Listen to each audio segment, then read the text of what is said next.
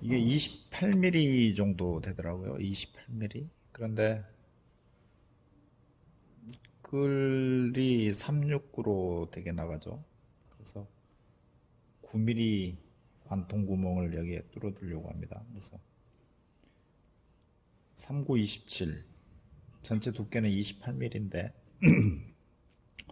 3927이니까 9mm씩 이렇게 떼면 한쪽은 10mm가 남게 되잖아요.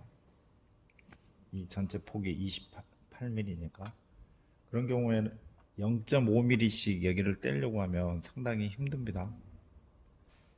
자는 1mm 자는 1mm 단위로 돼 있는데 그거를 0.5mm, 물론 찾아보면 이쪽에 0.5mm 선이 그어져 있기도 해요.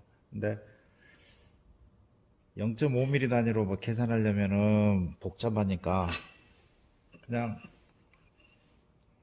9mm, 9mm, 여기는 10mm 이렇게 해버리면 되죠.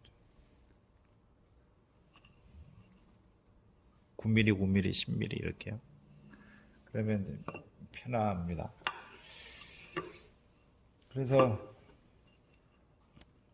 그런데 여기가 10mm니까 9mm, 9mm, 10mm니까 기준면이 있어야 되겠죠. 여기에. 만약에 여기는 이쪽을 9mm, 9mm, 10mm 했는데 이쪽으로 돌아가면서는 또 이쪽 면을 기준으로 9mm, 9mm, 10mm 해버리면은 반듯하게 구멍이 안 뚫리니까 기준면이라고 여기다 이렇게 표시를 해줍니다. 기준면이다.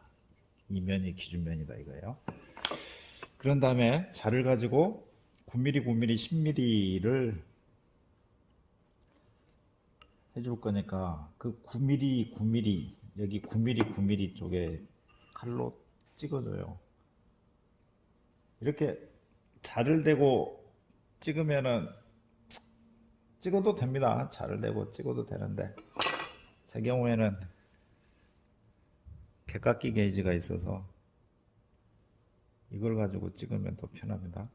9mm 그다음에 9mm에 세팅을 해놓고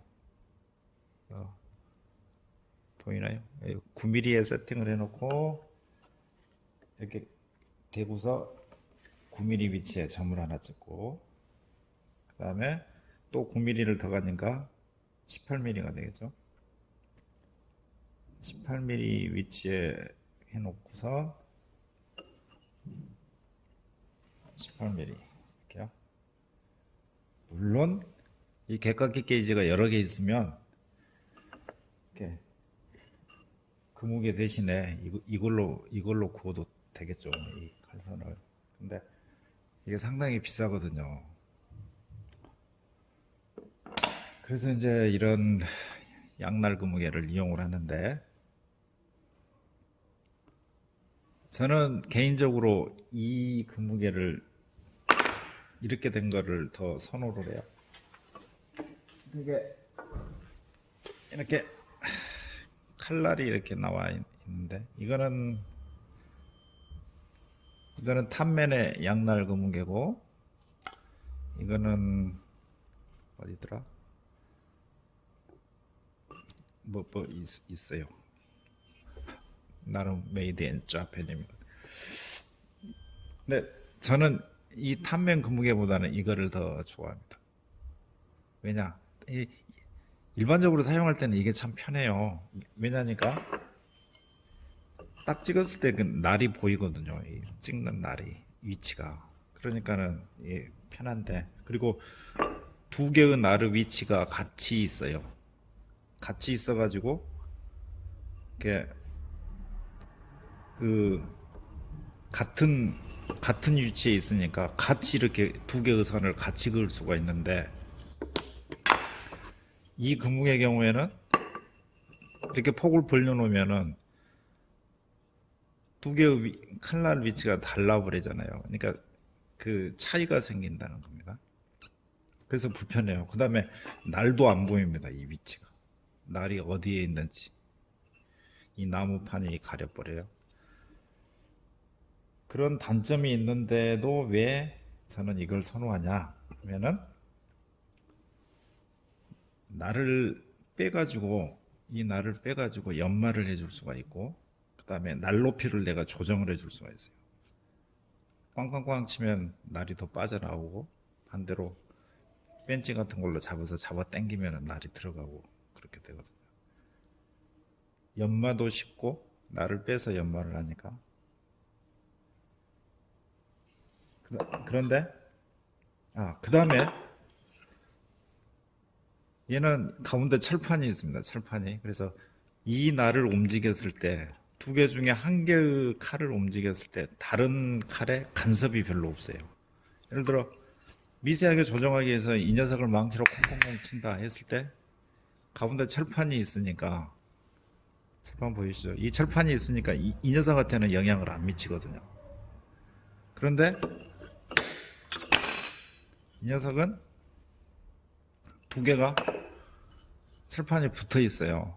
그러니까 두 개 중에 어느 한 개의 날을 움직이면 다른 날도 영향을 받아서 같이 움직입니다. 그 다음에 또 한 가지가 위에서 이렇게 나사로 조이게끔 돼 있잖아요. 이 조이는 과정에서 날이 미세하게 눌려가지고 나사가 위에서 누르니까 밑으로 이렇게 쳐져요. 그래서 정확히 내가 계산을 해놓고 이걸 조이면은 거기서 약간 틀어진다는 겁니다. 근데 이 녀석은 나사가 여기에 있잖아요. 뒤에. 여기서 이쪽으로 밀어주니까 이거를 아무리 조이더라도 이 칼날이 위치를 벗어나는 경우가 드뭅니다. 그래서 사용상의 불편함이 있음에도 불구하고 저는 이 금무게보다는 이 금무게를 더 선호합니다. 양날 금무게 경우에는 이제 그렇다는 겁니다. 그래서 어찌됐건 여기에 9mm 위치, 18mm 위치에 제가 금극기 칼로 이렇게 찍어줬어요. 이렇게. 그래서 여기 보면 눈금이 있습니다. 눈금이. 이 금무게 보면 자로 눈금이 돼 있는데 이 눈금 안 맞아요. 이것만 믿고서 하다가는 낭패 볼 수가 있습니다. 그래서 그러나 계략적인 거는 맞기 때문에 얘는 9mm 위치에, 얘는 18mm 위치에 이 눈금을 보고서 세팅한 다음에 조여요. 완전히 조이지는 말고 약간 한 4분의 1바퀴 정도는 남겨놓고 고정을 합니다. 그 다음에 여기에 이미 제가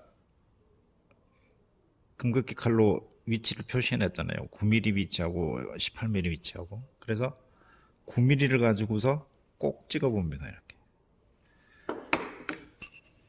찍어보면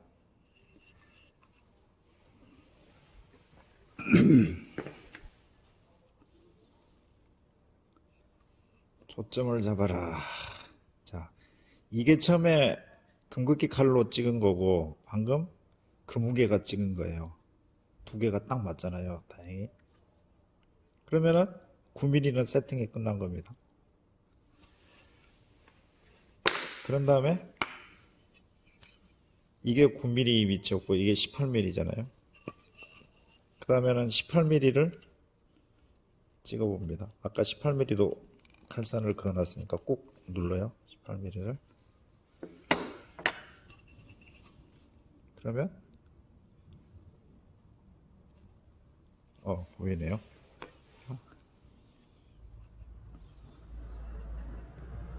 이게 금극기 칼로 찍은 18mm 위치고 이게 금극기 칼이 찍은 위치예요. 그러면 칼로 자를 대고서 내가 표시한 위치하고 금무게의 위치하고가 딱 맞잖아요. 그러면은 이 금무게의 세팅은 끝났다는 겁니다. 이렇게 세팅하면은 상당히 편해요.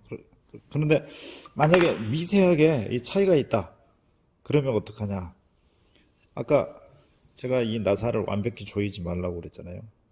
약간 남겨두고 조이라고 그랬잖아요. 망치로 쳐줍니다. 이렇게 가볍게. 이 망치로 치는 거는 굉장히 정교합니다.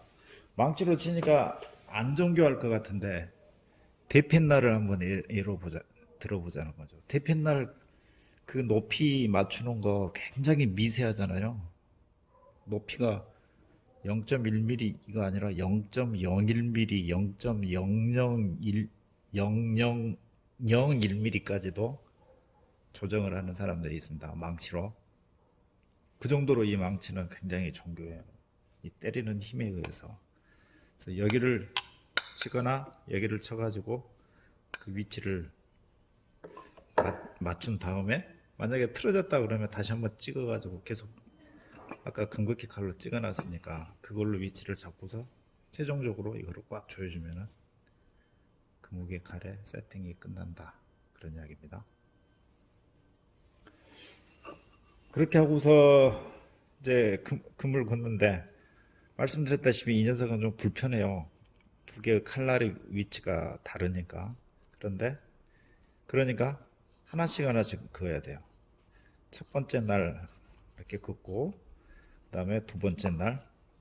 첫 번째 날은 안 찍게끔 경사를 이렇게 둡니다. 그러면은 9mm 날은 나무에 안 닿고 18mm만 닿잖아요. 18mm 날을 또 이렇게 9mm 날을 그을 때는 이렇게 이런 식으로 해가지고 두 개의 날을 그으면 된다. 그런 이야기입니다. 이 녀석은 버리면 동시에 9mm, 18mm를 다 그을 수가 있어요. 이렇게 가까운 위치는 문제가 아닌데 어쩔 때는 50mm 이상 이렇게 튀어나올 경우가 있습니다. 이걸 보시죠. 굉장히 멀리 떨어져 있잖아요. 이런 경우에는 이거를 이렇게 엄지손가락으로 눌러가지고 잡는데 그게 좀 어려울 수가 있어요.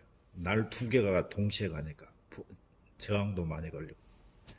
그래서 좀 이렇게 가까운 거리일 때는 두 개의 선을 같이 그는 게 별로 문제가 없지만 멀어지면은 좀 테크닉이 필요하다. 엄지손가락으로 잘 눌러서 날이 깊게 박히지 않고 조금씩 여러 번에 걸쳐서